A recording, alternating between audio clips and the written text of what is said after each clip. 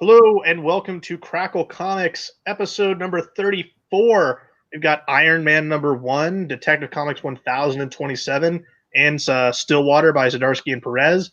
But also, guys, today was National Cheeseburger Day. Did you have a cheeseburger? No. I don't No, eat neither meat. did I. So, with no hulls, we'll jump right into it with Dan kick off our show with the Amazing Spider-Man one-shot of this story that doesn't seem to end. Okay, so yeah, so kicking off our show tonight is Amazing Spider-Man: Sins of Norman Osborn number 1, written by Nick Spencer with art by Federico Vincentini, colors by Edgar Delgado. So our issue opens to the Spider people discussing how they have to stop Spider-Man from saving not Norman Osborn, excuse me. And they all share their visions of Spidey dying at the hands of Norman Osborn. So they're kind of like, we have to unite, we have to stop him because he doesn't know what's good for him, I guess. We then pan to Ravencroft, where Spidey is saving Norman from the Sin Eaters. The Spider people debate again about Spider-Man's thinking as we go back to Ravencroft again, where the Sin Eater has arrived and has started shooting the guards. And we then kind of get like a flashback where the Sin Eater is kind of in this garden, like meditating to somebody, and he runs into this guy who I guess wants to be absolved of his sins as well, which is Martin Lee. I think his code name's Mr. Negative. Could be wrong with that, but I think that's what they said in the issue. So it's kind of interesting. He kind of just lays there dead as the Sin Eater walks off. But back in the present, Norman shows Spider-Man that his underground lair is actually like right behind where his cell was when he was housed at Ravencroft, I guess. And he's kind of like outlining his plan of what he needs to stop the Sin Eaters in the prison right now. And his plan was to unleash the Juggernaut, but turns out that the Juggernaut was under the control of Dr. Kafka, who Spider-Man initially thought was dead, and she actually is right there to unleash the Juggernaut as the Sin Eater arrives and actually takes her hostage and also takes presumably Juggernaut hostage as well, like with his like curing powers and stuff like that. So I'm assuming we'll probably see Juggernaut in the next Amazing Spider-Man issue. So I'm curious to see how that turns out. But meanwhile, again, the Spider people are kind of sitting on the skytop thinking about what they want to do, and they're finally decided like, yeah, let's go after Spidey and go get him and try to stop him from saving Norman Osborn. So they now call themselves the Order of the Web. So that's pretty interesting. Back at Ravencroft, Spider-Man starts beating up Norman because he's like, "What are you doing? Like, why would you unleash the Juggernaut? Like this is exactly why, you're crazy." And Norman's like, we have to stop Kindred."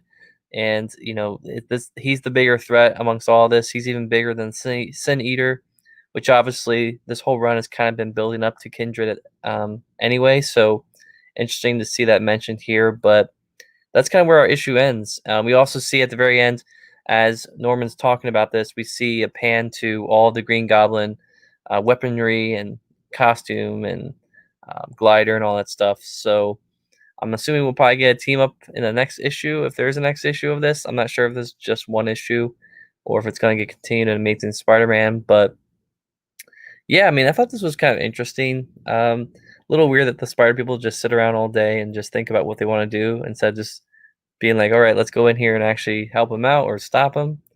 But I thought this was decent. What did you guys think? Yeah, decent is the way I would say in terms of the words I'd use. But at the same time, like this is essentially Amazing Spider-Man 48.5. If you would have cleaned up 48 a little bit more, I don't see why this couldn't have just been melded together. We already know that we're getting Norman suiting up as Goblin in 850/49, whatever you want to call it. So this was just like one last thing to get us over the hump, to get us to the big celebration issue. Order of the Web is kind of a lame name, in my opinion. So it's whatever at this point. Let's wrap it up. Though, Dan, interesting that you don't know who Mr. Negative The negative man is he was that star of that video game you didn't play. He was a Dan Slott creation. Oh, of course, Dan Slott. No, I like I like Negative Man. He's kind of cool. Interesting. Yeah. So that's Amazing Spider-Man Sins of Norman Osborn #1. Right. Take us away on Captain America then. All right. So our next issue is Captain America #23, written by Ta-Nehisi Coates, with art by Bob Quinn or Bob Q. The prologue to our issue starts with Sharon kind of reflecting about growing old.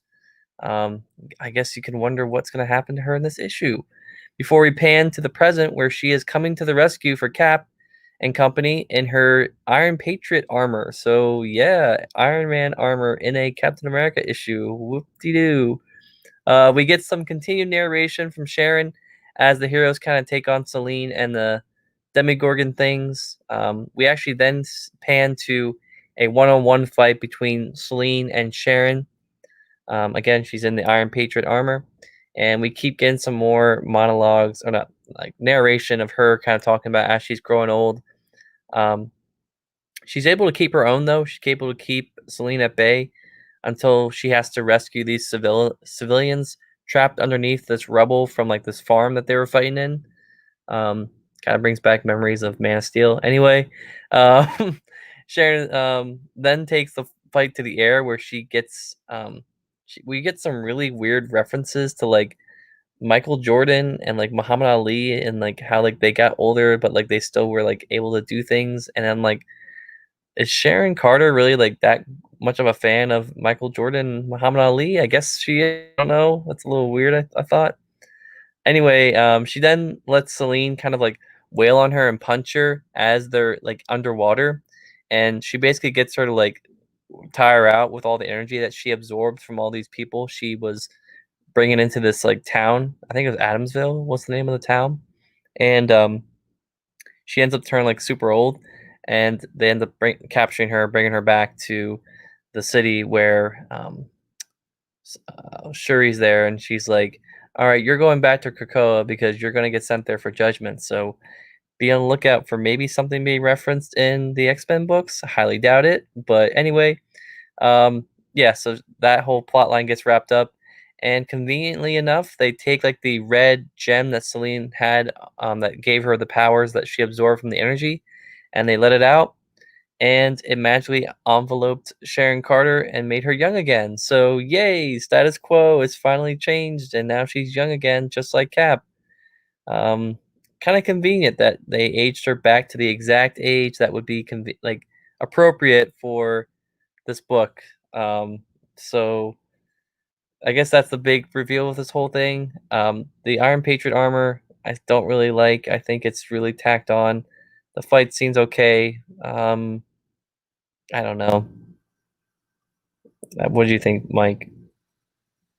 Uh, this was this was the outlet to get Sharon Carter back to being young again, and that's what it accomplished. Is kind of what I have to come away from it as. It was nice to see Coates work in his synergy for Selene to go back to Krakoa.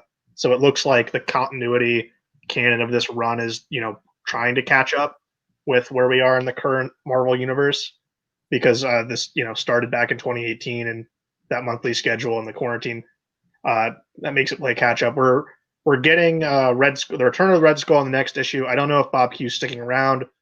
I thought Bob Q's art here was fun.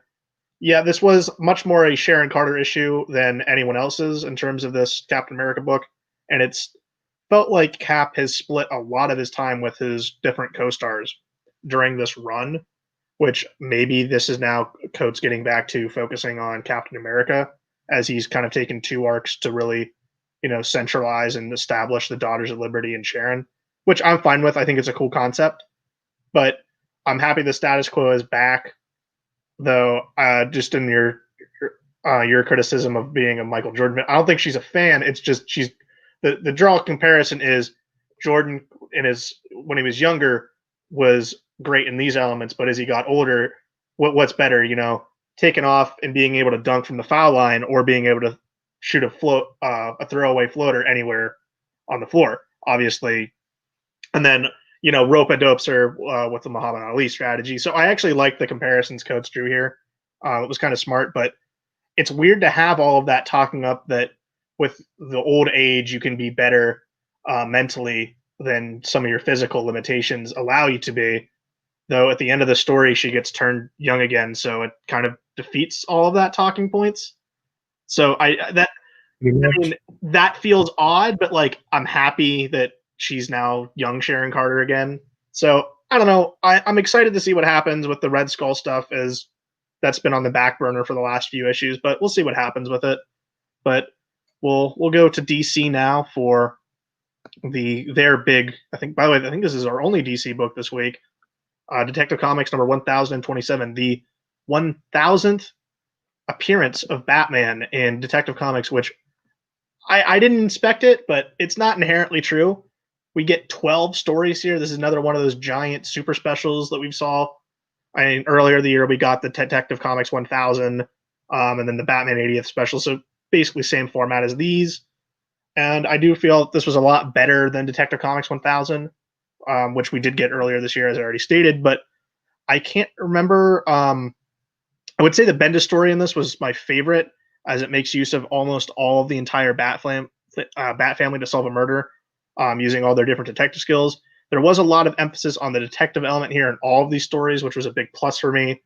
Coming in second would be the Greg Rucka and Eduardo Risu story, where he was basically just doing a Gotham Central one-shot, to the point that we even got to see Detectives Montoya and Chris Allen working together again, which that's the first time that's happened in years. That made me very happy. But I can say pretty much I liked every story here. It wasn't crazy about Fraction's story, though. That might have been my my least favorite, but maybe that was with Joker fatigue. The Tom King and Walt Simonson story was pretty good overall, though I think some people are trying to connect it to King's stories with Batman's death that he's done in different annuals and specials. But I would say that this is a different version of Batman's death, as Selina has long hair here, while she had more of the short haircut in the other ones. And then we saw Bruce pass away in one of the other stories, surrounded by the whole Bat family. So I don't think they're necessarily the same continuity here. It's just another Earth's Batman's death. But I like that story. I thought the Simon Snart was pretty cool. Also, Dr. Phosphorus is a pretty fun and villain visually for him to get to draw. And then lastly, that Generations Fractured story by Dan Jurgens looks to actually be pretty fun. And I'm kind of can't wait to see what's in store there. It was really, really cool to see how they blended the art of like the current Batman mixing in with like the Golden Age Batman, as they even like popped the colors out and made everything very more expressive. Hi-Fi did the colors on that issue. I thought they did great work, but that Jane Jurgens and Kevin Nolan team, just on the art itself, was very, very good too. The only story in here that was centered around the ongoing Joker War event was Mariko Tamaki and Dan Mara's story, called A Gift, which I thought that actually was all right. Definitely didn't come for Joker War, but stayed for Dan Mora drawing Batman, which I welcome more and more, as he's teased drawing Batman on Twitter, and getting to see a story here is really exciting. I'd really like to see more stuff from Dan Mora in the DC universe, but I'll open up to you guys on thoughts on Detective Comics 1027. Dan, you want to hit it first, since I think you didn't read the whole thing? Yeah, I mean, I read a few of the issues, and yeah, I mean, the Bendis story, that surprised me. I mean, I guess that's kind of what Bendis specializes in, is like those character type of driven stories, kind of with all those different Bat family members. But yeah, I mean, I this is probably one of those that I'll probably go back and read in full at some point once it gets collected. I'm assuming it'll probably get collected in some type of paperback with other Detective Comic stuff, but usually sort of not. I think they've mainly just collected the, like, if the main story connects to an ongoing run, they'll pull that. Like Action 1000 or whatever it had a main story that concluded a run, and then also a story that started a run. This, I don't know that actually any of these stories will be collected anywhere. Besides, they do these like deluxe edition versions of these milestone issues where it's just this issue, and this is actually longer than a lot of the others. I think on the cover it says this is like it's nearly 150 pages. So this is practically a whole trade paperback, whereas a lot of the others are 80 to 90 to 100 pages. Yeah. All right. So for me, definite standout for me was the Rucka and Riso Gotham Central story. I feel like the last couple times I've seen Eduardo Riso, I've been slightly disappointed by his art, but here I thought this is like really what I want and expect from him. The Morrison and Burnham story was pretty fun. Riley Rossmo's art is always a delight, and he's perfect fit for Deadman, who guest stars in the story. And again, I'm pretty sure we've seen Rossmo on like the last 5 of these milestone issues. So I don't know if DC they haven't figured out what miniseries or something to give him. So they're just like, hey, we really like some editor must really like his art, or just DC as a whole, but it's like they can't figure out what to do with him. So they just give him these like 8-pagers in every single oversized issue. Simonson co-created Dr. Phosphorus, so it's cool to see him draw it there. That story and that story only, like not the whole damn issue, that story, it says dedicated to Denny O'Neil. I don't fully understand that. I guess it's like kind of a story about death. I guess that's the thing there. But it's not like O'Neil is related to Dr. Phosphorus or anything. That's a Steve Englehart and Simonson creation. Yeah, I thought the Fraction and Zdarsky story, I actually think it's it's a decent story, but I just don't care. It's the same kind of like, oh, Batman and Joker meeting up every single year, every other month. That kind of story that we see. I feel like we see that in every other milestone issue related to Batman. And it's basically a concept that like Scott Snyder did like 4 times in his run. But overall, I thought there were some hits here and kind of some misses. I actually thought the opening story by Tomasi, who's one of the ongoing Batman writers, I actually thought that one was kind of weak. It was kind of just like hey, let's just walk through and show and have the artist draw all the rogues gallery. And surrounded by like a Henry Houdini type of framing device. But I thought it was like, oh, it's what you expect from a milestone. But as far as people who are ongoing writing Batman stuff, I thought it was kind of disappointing.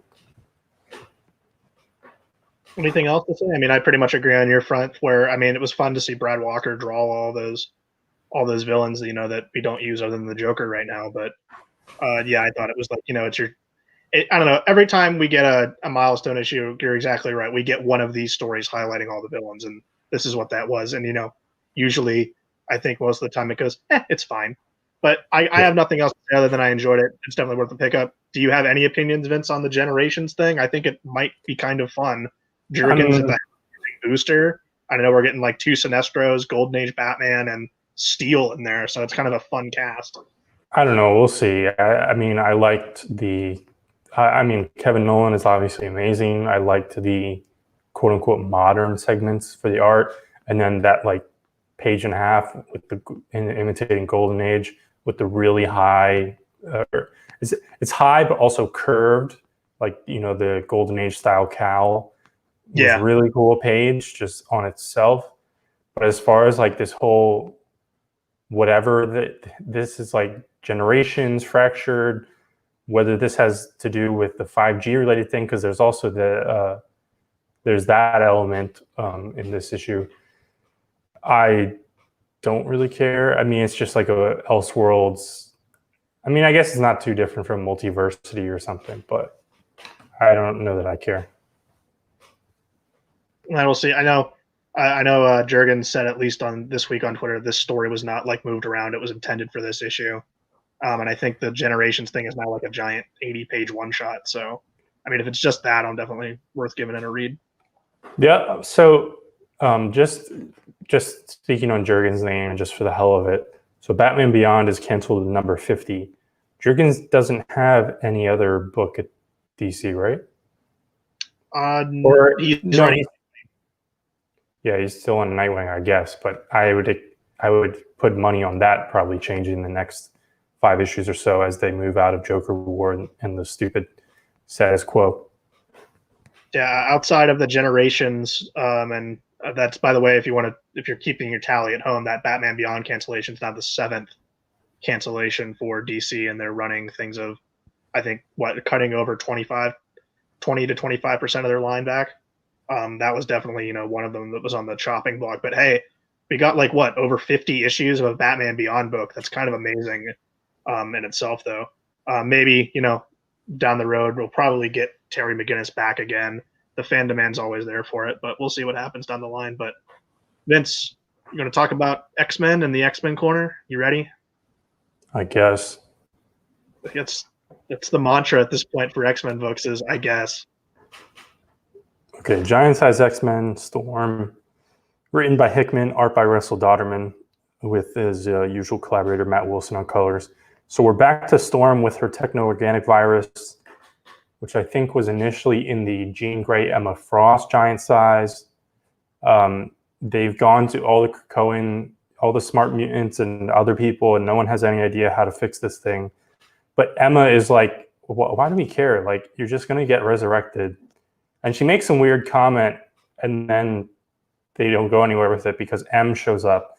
And she's like, maybe I have a solution. And they take Cypher along with them. And they are going to enter the world where Phantom X is from. And they run into the AIM guy named Ned. So he's kind of like the AIM version of Bob, Agent of Hydra. And he's actually kind of fun. He's probably the most interesting character in this entire book, to be honest. So this is also threading into the Giant Size Phantom X. So they go into the world to fix Storm, and Ned is helping out, and I don't know, some stuff happens, and then she's fixed. Ned and Phantom X stay behind. There's a tease with Cypher at the end, which doesn't make any sense. Or, I mean, it's a tease, but it's not pointing towards anything specific. This was just fine. I mean, the art was good, I guess. But, I don't know. I don't care. Yeah, that's... if you look at this, the one-shot, or I guess the giant size issue for Phantom X and the Jean Grey and Emma Frost, this all tells one story across all 3 issues. So I don't know how they're going to collect that. I know we're getting trades for giant size, but I imagine these are all just... Hopefully all 3 of these go in the same collection, because that would make the most sense for this book. But yeah, it was fine. I don't know, this series I think came in with a lot of promise, and it's just like, it feels like another X-Men book that just, is treading water in a bunch of books that are treading water at this point. Which is a shame, because I like Jonathan Hickman and I like Russell Dodderman. Did Dodderman also do the Jean and Emma book? Yes, he did that. So. And Phantom X. He co-wrote and drew Phantom X. Are you sure? I thought Phantom X was Rod Reese or something. I think it was Russell Dodderman. At least maybe one of the covers. But that also, even if he only did 2 of them, I feel like I get it because they were threaded together, but I also felt like the idea of giant size was, some standout, super interesting artists on every issue. Which, I mean, that's still true, but you could have put someone else on this one. Yeah, I know. I can't remember who did the Magneto one, but I know we got Alan Davis doing the Nightcrawler one, which was more about Cypher than anything else. So, yeah, that's where we're at with the giant size. It just sometimes it just feels like another X book, but more dressed up.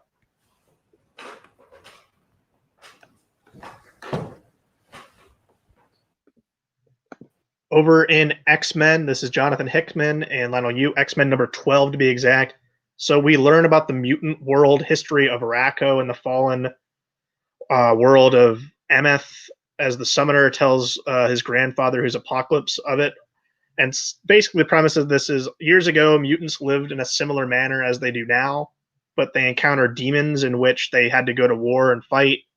And Apocalypse, being after to defend the world with his wife and their compatriots, the enemy making use of the Twilight Sword, and the mutants later find the Sword of Purity, clearly setting up 10 of Swords.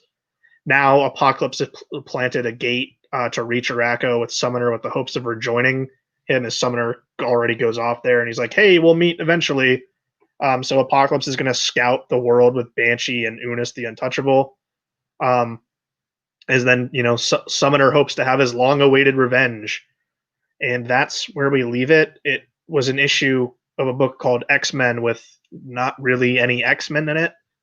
This was straight, like, all right, here's some part of the premise for Ten of Swords, but, like, I want to echo Vince when I says, I don't care. It was semi-interesting, but really I have no stake in any of this. Though this is the end for Lionel Francis Yu on interiors of X-Men, as he announced this week that this is his final issue, but he will continue on being the cover artist for X-Men. Vince, any thoughts on X-Men number 12? Yes, holy fuck, this was some boring lore nonsense junk. I wasted my time reading this. This is Lionel Yu's last issue, and I don't think he drew all 12. And there's no X-Men in this. We see Apocalypse, we see Banshee, and Unis the Untouchable. Though, for like 2 pages, I'm tempted with some half-interesting conversation surrounding Rockslide, who's like a pretty underrated character that I like. And then Unis the Untouchable, kind of interesting, obscure, underrated character who Hickman just threw in here. I just don't give a shit about this. This was so fucking boring.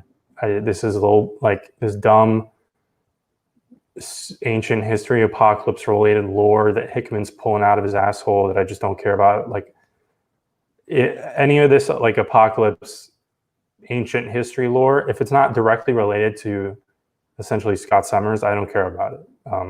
Apocalypse is not that interesting to me. And then this is the only other issue in the line before X of Swords, except for Juggernaut number 1, which we'll see about that. I'm interested to see the Ron Garney art, but I don't know. I might be done reading X-Men. But we do have one more X-Men book to talk about. Yeah. We have one more X-Men book. We'll get to in a second. Yeah, echoing your feelings. That's how I feel too. I think at this point, if we were we'll probably end up doing just talking amongst ourselves. Like we're gonna make a chopping block and see what things we stick with. But as of right now, I would stick with Marauders, and that might be it. Like because I enjoy that book. It's probably my favorite out of all of them. Maybe I'd stick with X-Force, but I don't know at this point. Like. That's where I'm at. And I guess to be more critical, I don't know if you get this feeling, but anytime Hickman sets up a different sci-fi alien world, it feels like all of his worlds just look the same with just different color palette swaps. Like Summoner looks exactly like Ex Nihilo.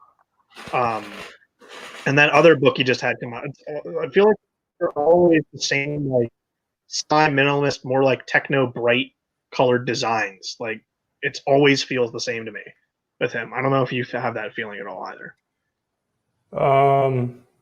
I don't know that I can. We'll let you talk about.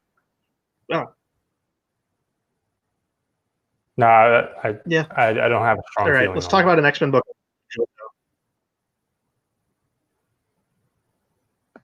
Yes, X-Men, Marvel Snapshot, whatever these are supposed to be titled. Written by Jay Edidin, art by Tom Riley, colors by Chris O'Halloran.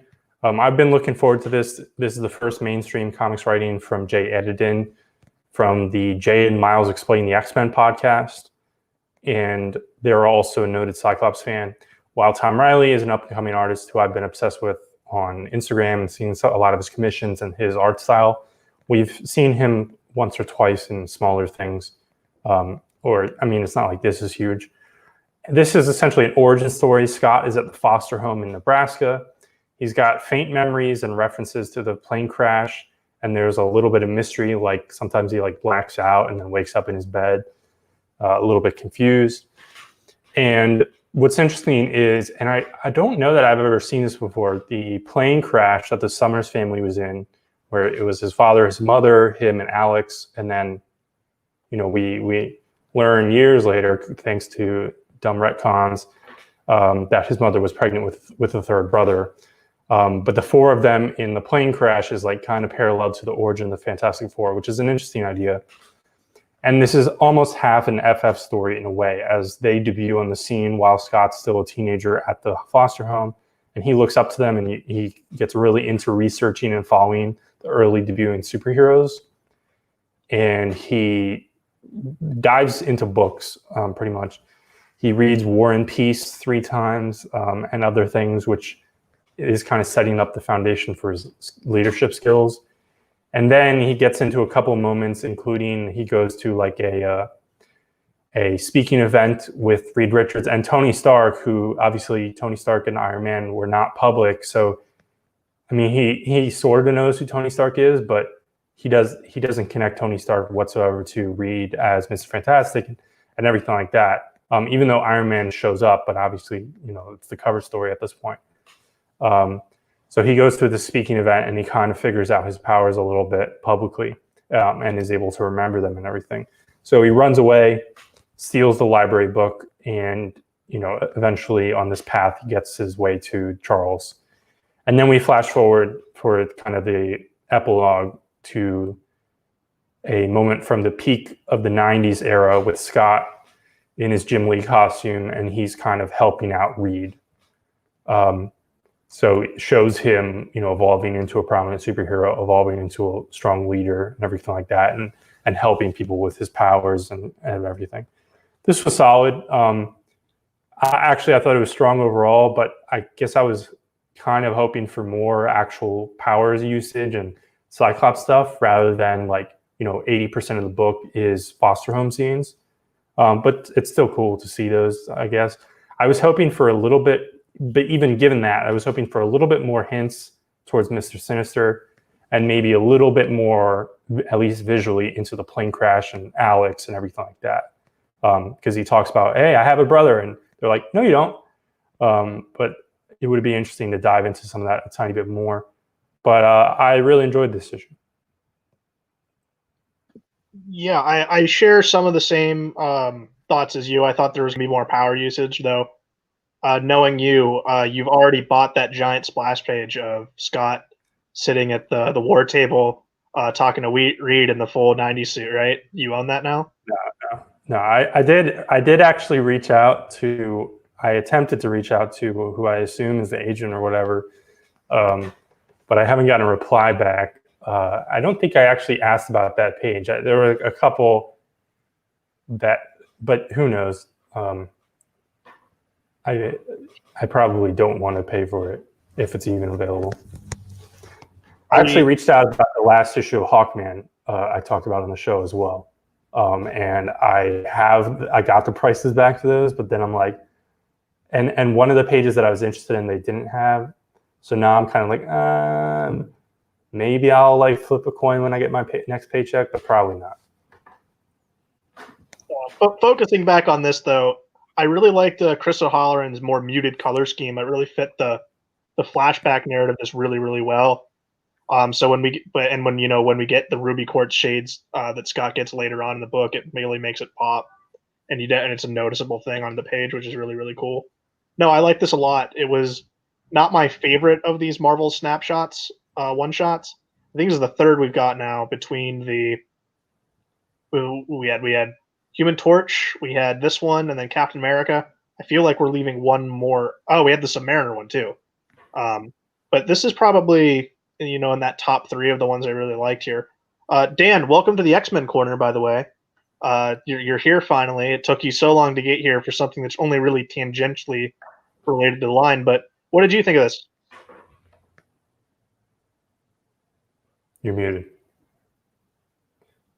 I'll just quickly throw these have all been good, and I'm definitely going to pick up the trade for snapshots or however they do it.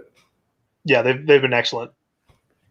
Yeah, I mean, just like what I said, I was trying to say, you guys gave enough praise to the art, so I won't go into any more detail on that. But yeah, I really enjoyed it. I felt like the pacing was really good in this issue in particular. Got to throw in the little reference to the golden armor for Iron Man. I like that as well. It's really cool to see that in there.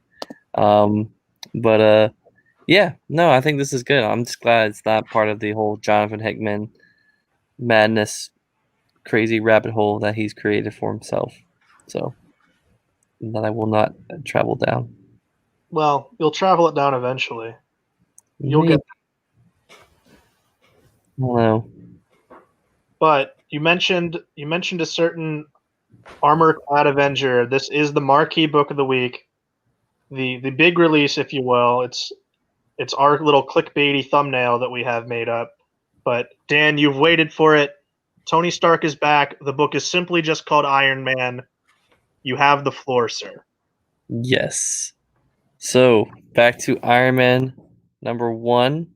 No Iron Man 2020. No Tony Stark Iron Man. Just Iron Man #1, as it should be. Our marquee issue of this podcast, written by Chris Cantwell, with art by CAFU, and an excellent Alex Ross cover featuring the Guardsman, the Controller, Blizzard, Titanium Man, the Crimson Dynamo, the Melter, Blacklash, the Mandroids, the Unicorn, and the Mandarin. So, any Iron Man fan, especially someone like myself, if they come out with a poster with this, I am 100% buying it. I don't care how much it's going to cost.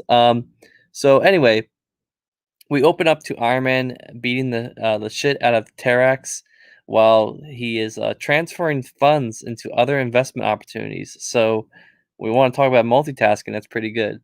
He throws him through like a satellite and like throws him into a moon. And basically the next day he tweets about it like, "Oh yeah, Terax is no more." So kind of chill.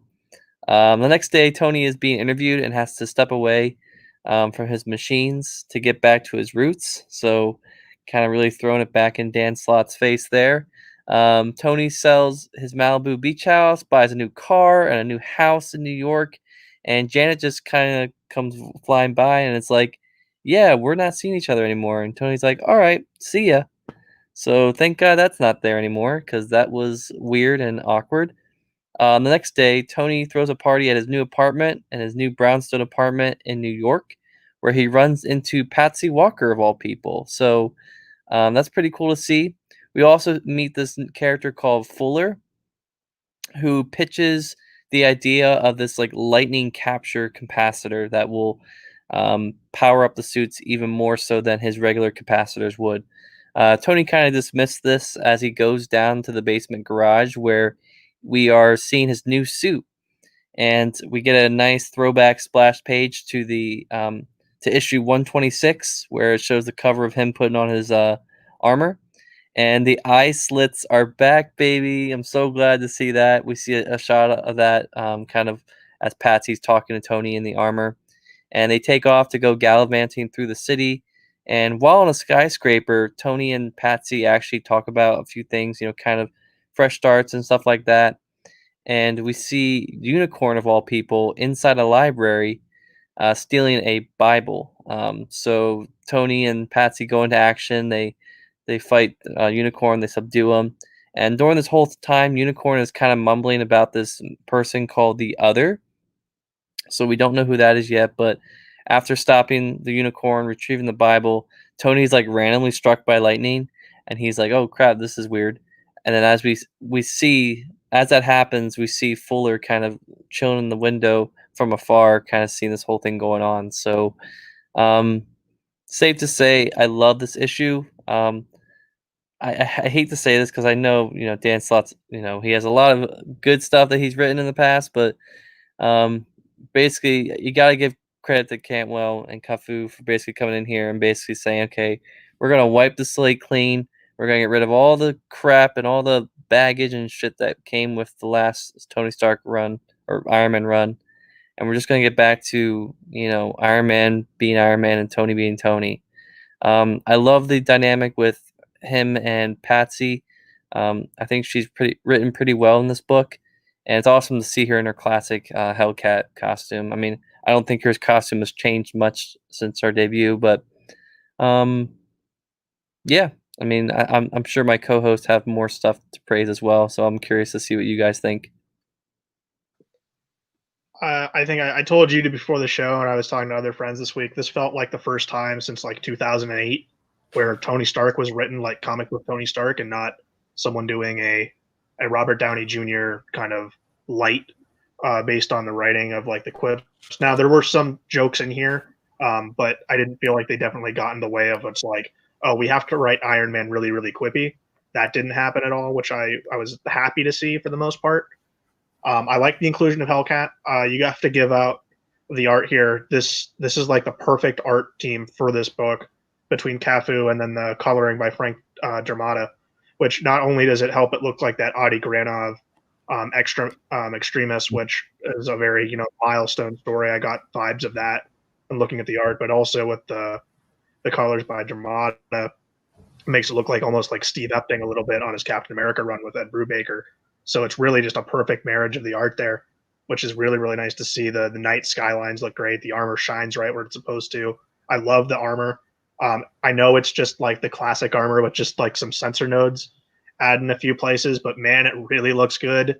And I think this perfectly makes the case for why that armor can, still be the one we use after so many years of getting used to just that Extremis, like New Avengers style armor where it was a little bit more streamlined. No, I like a little bit more of a bulky look we get here.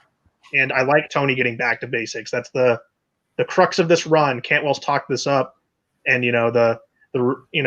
you hear so many writers that come in and be like, oh, we're going to do the back to basics approach. No, this seems like a very fully committed, different spin on that back to basics approach of Tony is an inventor. He works with machines. He wants to get back with working machines and not just, doing a bunch of other things. And even having the armor back in like a suitcase too, it's very streamlined in that sense of hyping up machinery and how you can improve that. I really like that. The lightning bolt sequence, stealing a Gutenberg Bible, a very interesting premise that we went off with. I'll leave it to you guys to think. I was reading comments here and there. Some people think this is Michael Korvac, so maybe that'd be a hell of a start with Iron Man versus Korvac. Would be very interesting right off the bat on who this new character is. And we know that Hellcat is sticking around based on solicits, but this is a really, really stellar debut for me.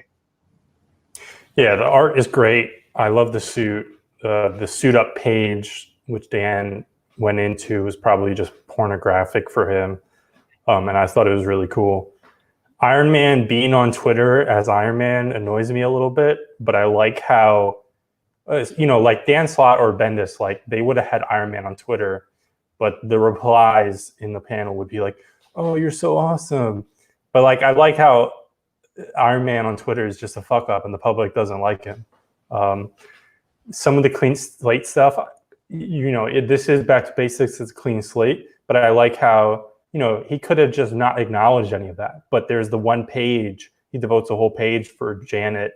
And it's like almost kind of funny. And it's a very mature page too, where Janet's like, hey, let's not do this. And Tony's like, yeah, that sounds good. I like how this book oddly becomes a Fast and Furious comic book for like 6 pages.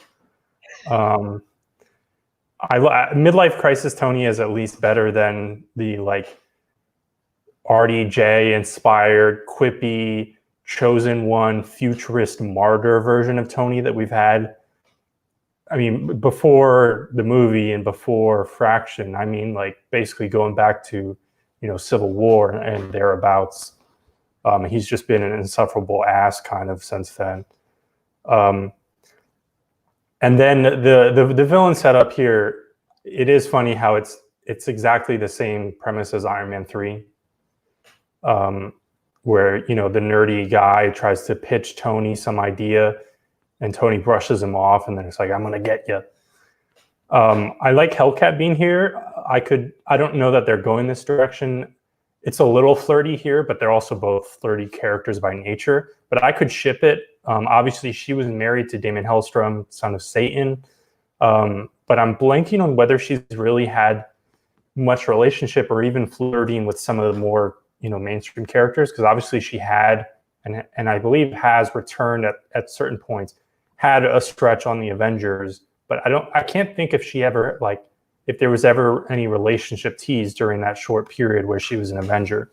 But I think she fits really naturally with Tony. They both come from that kind of like socialite background. And I mean, obviously Tony's origin is slightly different, but they both also are like kind of superheroes because they're just like rich and bored. And they're both that cocky, flirty. They have their like socialite famous thing. So, you know, if obviously Tony's public, I'm not certain the secret identity status, if at all, of Patsy. I don't know that that's a thing. I'm not sure, but you know, you could see drama if they want to go this direction of like paparazzi reporting on Tony and Patsy going on a date or being seen together in public out of costume and things like that. So I think it would be really cool to keep her around for sure. And I would choose her over Janet as far as the pairing for story potential and chemistry. Anything else to wrap up? I think it all gets a pass from us, and I think we're excited to see what happens down the line. Yeah, I'm sticking with this.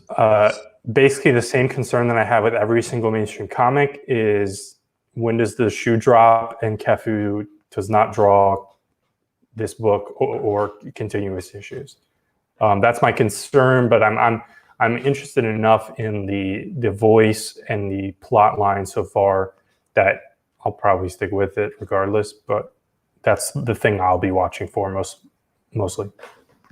Dan, anything as a resident Iron Man super fan, anything that you're watching out for / want to see?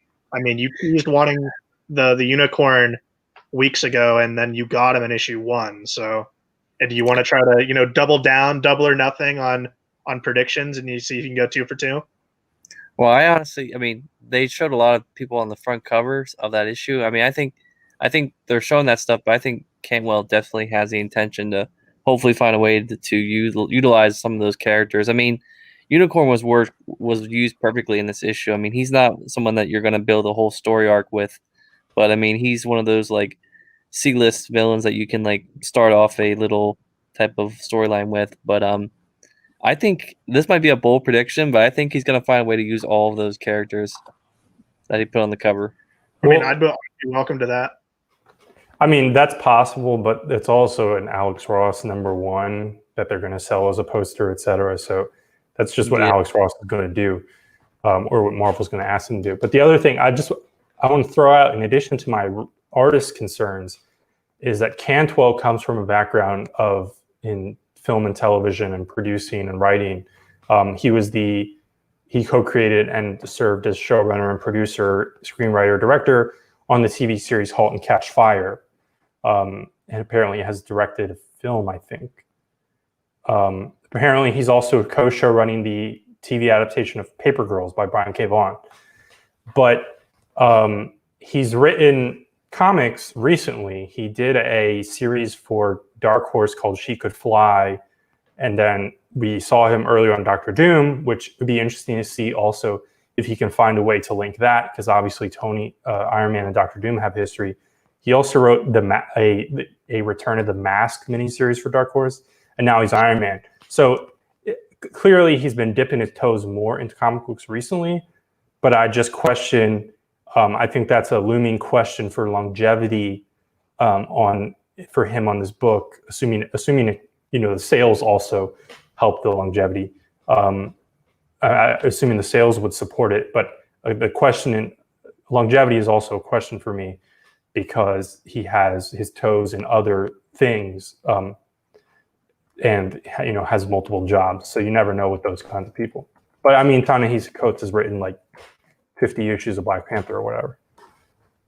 Yeah, I don't think it's as much of a concern. I mean, he is writing Doctor Doom. He seems very content and having a good time writing Doctor Doom. That book was nominated for an Eisner for Best New Series, which, Marvel has the fate in Christopher Cantwell. We talked about this a few weeks ago when Iron Man 2020 was wrapping up, but, you don't just waltz into Doctor Doom and then Iron Man without a good pitch. And clearly the backbone of Marvel believes in what he's doing. And I think, we liked the beginning of that Doctor Doom book. We didn't write it out, but I think we definitely like this more than the Doctor Doom book. So that's 2 passes for us for his work at Marvel. So that's very, very good start for him. And excited to see what comes. But we'll transition over to Immortal Hulk, which our first of 2 Immortal Hulk books this week. This is Immortal Hulk number 0. This is written by Al Ewing, but with Bill Mantlo and Peter David. Art by Mattia De Luis, with Mike Mignola and Adam Kubert. So first off, if you're reading Immortal Hulk number 37 this week, read this before 37, as it gives a lot of background on Brian Banner and what the leader is doing. So you'll understand what's exactly going on more if you read 37, because a lot kind of goes hand in hand with this week. There's a lot of moving parts, but Ewing interconnects segments of Brian Banner at his wife's grave with Incredible Hulk number 312 by Mantlo and Mignola, and then flashbacks. And then flashback Incredible Hulk number 1 by Peter David and Adam Kubert. Seeing this whole life's actions and blaming Bruce, and seeing that the Gravekeeper is the leader, then showing up at the his green door and in the flashbacks, and that's how he kind of controlled him. We saw them make the deal back a few issues ago. This just gives context on Brian Banner and how kind of a horrible, despicable human being he is. Which, I mean, we haven't seen Brian Banner for a while, so it makes sense to release something like this. Hopefully it is collected alongside the main series, at least the parts that Al Ewing and Mattia De Luis did. That would make sense, but this, I don't know, it's very weird because it's so interconnected that, there's only like maybe, in total, if you count up the panels, maybe like 4 to 5 new pages of material here, while it's the backbone of these like flashbacks, and then straight up just, using the pages of those original issues. Vince, you checked this out, and you have a little bit more input on it, so I'll let you share thoughts there.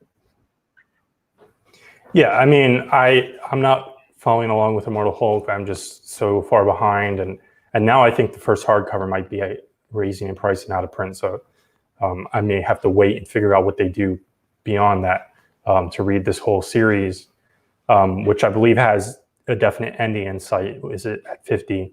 50. So that's interesting. So I mean, I read the pages with Brian Banner, but it's like, it doesn't really connect a ton. I mean, it doesn't connect to the current Immortal Hulk stuff for me as much. So I basically was just curious, looking at this from the historical stuff included. So this is Marvel's new kind of thing that they're doing. I think it's a little bit hacky, but it's also a little bit genius, where they're putting out these number 0 issues for certain series. And what they do is they have like a couple pages of stuff that goes with the ongoing plot lines, and then they reprint a relevant key issue or just thing that connects to the plot from past continuity. So I believe they first did this with Savage Avengers number 0, which was trying to explain some of Kulan Goth's backstory, and it reprinted X-Men number 190 from Claremont and Romita. So here, Hulk 312. Oh, actually, before I move on, I also just kind of, and I may be totally blanking, but I just realized that I feel like Marvel actually really doesn't use 0 issues that much. Like off the top of my head, I can't think of more than like maybe 5 historically. That's a thing that, DC has done 0 issues. Obviously, in the 90s, it was 0 month, connected to 0 hour. And the 0 issues were really an innovation out of the smaller, in quote unquote, indie publishers in the 90s. Like, I believe it's technically attributed first to Valiant, but then Image and all those, and Malibu and all those companies, they always did 0 issues. And it was either the issue before the number 1, hoping that you get strong sales on 0 and strong sales on 1, or you do it kind of in the middle, like, oh, check out this origin, but it's like after issue 5, and you hope there's a bump in sales for that. So this is Marvel's new use for the number 0 issue. So Hulk 312 here is actually the second to last issue in Bill Mantlo's run, before he and John Byrne swapped books. And it was the initial reveal of the abusive childhood, which obviously later writers, Peter David, and here in this run, have touched on a lot and tapped into. But it's also a very controversial issue behind the scenes, because Mantlo literally just plagiarized that idea. So Barry Windsor Smith was working on a complete original graphic novel, writing and doing the art himself, delving into the psychology of the Hulk and revealing that childhood abuse. And he had pitched it to Jim Shooter, and Jim Shooter's like, yeah, but Barry Windsor Smith is weird. So he told Shooter, he's like, I'm gonna go and finish this entire thing, and I'm going to hand you the 100% finished thing, and you're going to promise not to make any changes whatsoever to it, and then you'll pay me. But, you know, he went off to keep working on that or went off to work on whatever else. And I guess someone in the office had scanned some of the pencils or roughs or whatever there was there that he used to pitch it. And Manslow just saw it like flipping through like physical files in the office and just decided to take that concept for a single issue, obviously before Smith would have been able to publish it. I don't think Manslow ever actually publicly addressed this, but like everyone agrees this is exactly what happened. And unfortunately, obviously, Manslow is not in really any state to defend himself or explain it further now, while Smith has become almost weirdly in a similar situation where he's become more reclusive and sporadic with his release of any kind of art. But Fantagraphics is finally officially publishing a book from him, which is the evolution of that original Hulk story through 35 years of delays and obviously having to make it not a Hulk story. And then it's interesting just to point out the gimmicky -1/flashback issue here, which is pretty similar to a Zero issue, which is what it's being reprinted in. It's just worth noting the Adam Kubert art. This is published in 1997, and it's around like Hulk 450 or so, still in the Peter David run, but towards the very end. And it's just interesting to note because I know definitely me and Mike are hoping to collect more and more of the Peter David Hulk run as Marvel reprints a lot of it. So it's just interesting to see a snapshot of that. And we've read current Adam Kubert stuff. He's returned to Wolverine, and we've read some old Adam Kubert stuff. We read one of his old Wolverine issues. And then it's just kind of interesting to note that one of these issues, the Mansell one, is reprinted in a super old trade, or not super old, but an out of print trade. And then the -1 so far has actually never been reprinted, not counting this right here. But I don't know, this is a weird little thing that Marvel's trying. And I think it's kind of interesting. It's definitely interesting. It reminds me more of what a 0.1 issue would be instead of an issue 0, because instinctively in my head I hear issue 0, and I think that's a way to try to catch people up and jump onto a book that already has steam. And, you know, Immortal Hulk, definitely a book that has steam to it, to try to get new readers in. But I don't know, it's a weird experiment. I kind of like it, but like at the same time, like I know the background of the Bill Mantlo story with Brian Banner abusing Bruce. So like there was nothing new there. The Peter David stuff was new, and that was interesting to see. And then a great kind of way of making the leader the caretaker at the grave, that wrapped in.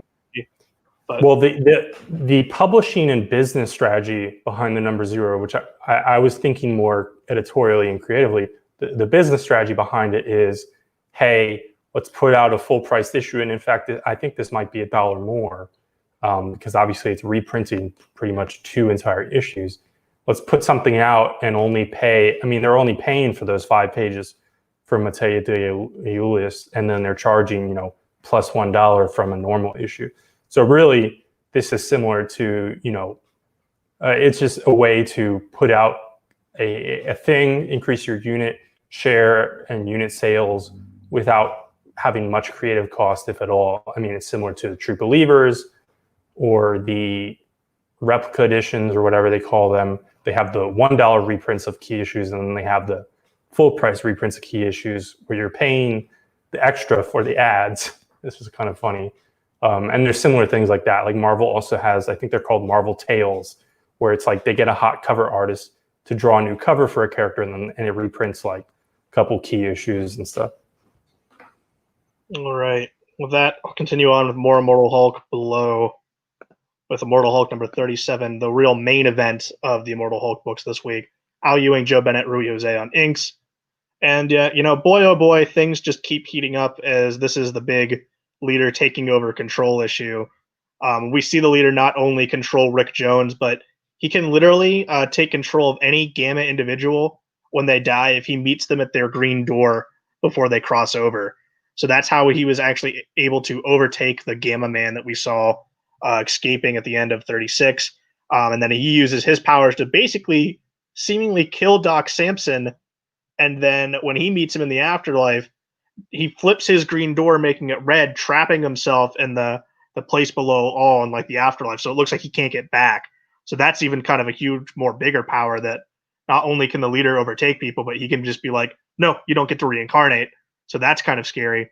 And during all of this, the Hulk is still fighting Gamma Flight while Dr. McGowan's trying to make the decision on who to warp back to the Shadow Base. And Hulk's calling out to pick his friends. So he wants Rick Jones to be saved, and so does she, because the thought process is, oh, we can just bring the Hulk back, he'll reincarnate, but they don't know that the leader is also in the guise of Rick Jones. So she warps back Rick Jones, and the Hulk gets killed by Gamma Flight. And inside the Hulk's head, we see now that opened the door to get the leader in there. So the Green Scar persona of the Hulk, the Planet Hulk version of the Hulk, is now under the control of the leader inside Bruce's head. So as the leader goes, this plan was all too easy. So that's a pretty striking, cliffhanger to see what's going to come here. Though I'm excited to see what happens. Issue 36, I think, or it was, I think, 35, showed Bruce and the Hulk trying to make a pact with one another and put their differences aside. So it looks like they're going to have to use everything that they have at their disposal now to try to beat the leader. So this is exciting. I can't wait to see what happens with it. But it continues to be a great book of different body horror as we get to see the Hulk get shot right through the head and the chest by a giant gamma cannon by Joe Bennett and Rui Jose Zinks. Always fun stuff there in terms of the crazy, just gruesome nature of this book. But Dan, you're going to talk to us about Image's new #1. I think this, by the way, this is Skybound as well. That's Robert Kirkman's studio. This is Stillwater. Yes. So who else to recap an issue of a comic book with a main character named Dan than the co-host Dan himself? So moving on to our next issue here, we have Stillwater #1, written by Chip Zdarsky, art by Ramon Perez, and colors by Mike Spicer. So we open up to a design office where a man named Daniel is being pulled into his HR manager's office, I guess, to talk about why he shoved an employee named Kevin. Turns out that the HR person is like, yeah, we have zero tolerance for that, so goodbye. So Daniel loses his job. Later that day, we see Dan throwing up outside of a bar and tries to go back in with his friends who just got him shots.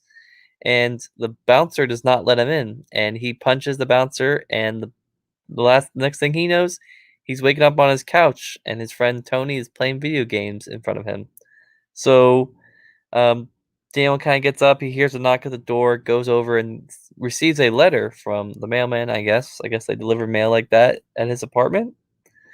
And he finds out that his great grand aunt in Stillwater has left all this money here for him to come and own. So he's like, this is my lucky day. I just lost my job. Let me go get this money. But as they're on the way to Stillwater, they're like, oh yeah, it's in Stillwater where this money is. So roll credits, because we've mentioned the name of the book already. So on this ride, we kind of have a discussion going on between Dan and Tony. They take a road trip out here. They stop at a gas station, ask the person about where Stillwater is. They're like, never heard of the place. They get pulled over by a cop, and they're like, oh, Stillwater's a nice little town. Just make sure you get home in time because there's a curfew. And we're getting a really weird feeling about this whole place. They end up stopping at a diner once they actually get into Stillwater, and they're kind of asking like where the lawyer's office is for this estate that his great grandaunt owned. And nobody's like, we don't know where that's at. And just as like they're eating, like about to eat stuff at the diner, Tony actually looks outside and sees like these two kids fighting on top of this like skyscraper, or not skyscraper, like this like rooftop. And one of the kids falls to the ground and is like bleeding to death. And he just gets up like it's no big deal. And Dan and Tony are like, oh crap, we gotta take this kid to this like hospital or like this like doctor nearby. And the kid like gets up and runs away, and everyone's like, Dan and Tony are like, what the heck? Why? Like, this kid should be dead. Like, he shouldn't even be like up and moving. And just as they find out about that, the sheriff that pulled him over earlier shows up and actually like ties him up and takes him out to this bonfire where um, Tony gets shot in the head and is killed and thrown into the bonfire. And right before Dan is about to get killed, a woman about his age, maybe a little bit older, shows up claiming Dan as her son, which actually goes back to kind of something mentioned earlier in this issue. Dan's parents were apparently both dead, according to him, but this woman is claiming him as her son. And a little interesting, I guess Stillwater, from what we've kind of learned in this book, it seems like it's like a place where people don't die. And like this guy that shot Tony was like, I need to do this quick because the longer I'm out of Stillwater, the older I get. So I think that's kind of an interesting dynamic. It really wasn't like too much explored in this issue, but it's an interesting premise. I mean, yeah, some of the conversations are a little slow, especially when they're driving. It can be got a little boring, but um, I'm gonna stick with this series. I think it's interesting enough for me to kind of get me to stay. It's kind of has that suspense thriller type of aspect going on to it, kind of like a little bit like Twilight Zone. At least for me, it feels like. So, what did you guys think? In terms of the Twilight Zone comparison, is very apt here. Is it very much reminded me of an episode of the Twilight Zone because it'll start slow and then it kind of ropes you in. That's exactly what happened here, but the big flip moment didn't happen until that last third of the book. You would have rather beginning here, and going forward with that, it does. You mentioned pacing. I think the pacing is fine except for that element, but it's very much like the pacing of a Twilight episode. It's one of my favorites. Walking Distance. Kind of a not the same scenario, but some elements are similar here. But I like the art. I like Chip Zdarsky. He's a favorite between you and me at this point, Dan. So excited to see what happens here. I'll definitely continue on with it, though. I don't necessarily know if it's going to be, I don't see 30, 25, 30 issues of this. I see more of no more than, maybe 8 to 12 and then a sequel eventually. I don't know what they'll do with this, but I liked it. I wasn't too into it. This felt like a really long comic to me for some reason. And I was pretty bored by the first half, basically, until they get into town. And then I felt like I wanted just a little bit more explanation of what the hell's going on at the end to actually hook me into the premise of the series. Otherwise, it's just, maybe I'm expecting something that is not going to be here, but I feel like we spent so much time kind of spinning wheels to get to the part that was actually interesting. And then for me, there just wasn't quite enough that was teasing what's actually going to come next. They ended on a superhero style final page where it's oh, that seems crazy, but it's I don't, what does that mean? Where do we go from here? I wasn't totally grabbed, and I feel like you have to treat, and I'm not saying that they're not thinking of it that way or whatever, it just didn't click with me, a non-superhero thing where you're not relying on all those tropes from the Marvel and DC across those 80 years. You just expect things slightly differently as far as your pacing, how things end, how you tease the next chapter, how it'll all fit together eventually as one thing.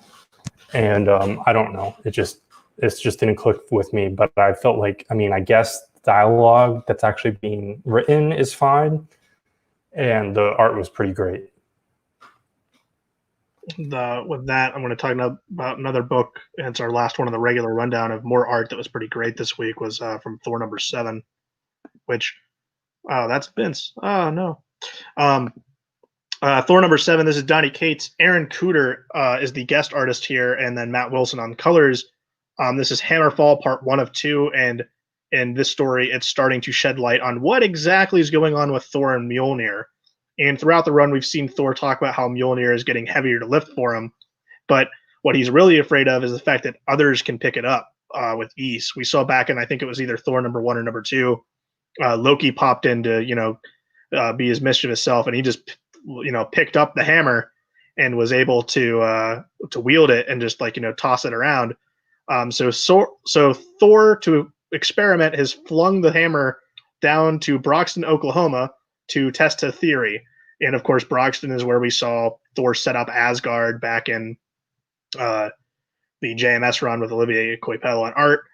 So a little bit of a connect here, but a local mechanic finds the hammer, and written on the inscription of the hammer is to call Tony Stark, with his public number on it. So this whole media frenzy shows up as Iron Man and this mechanic have to figure out what exactly is going on here, while at the same time Thor is having a kind of dinner meeting with Beta Ray Bill, asking him if he would be his second in command, as Thor feels that due to the increase of what's going on with him, he thinks there's going to be eventually a point where he's going to have to step away from the throne, and he wants to know if he has the loyalty of Beta Ray Bill, as he goes to then, he does say that he'll agree, and then they go off to try to get him a new weapon, as Thor destroyed Stormbreaker earlier in this run when they had a fight, I think back in like issues 4 and 5.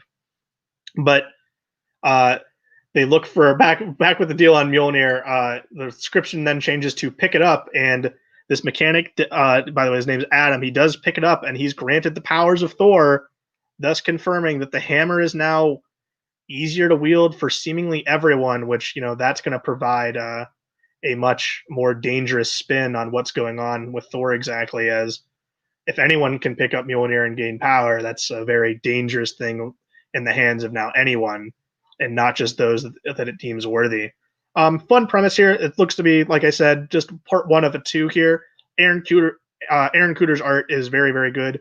Normally we're only going to get 2 issues at a time out of him, so it's nice to see him here while Nick Klein takes a break for a breathing story here. Matt Wilson's colors are fantastic as always, and Donny Cates he keeps delivering on books that I enjoy.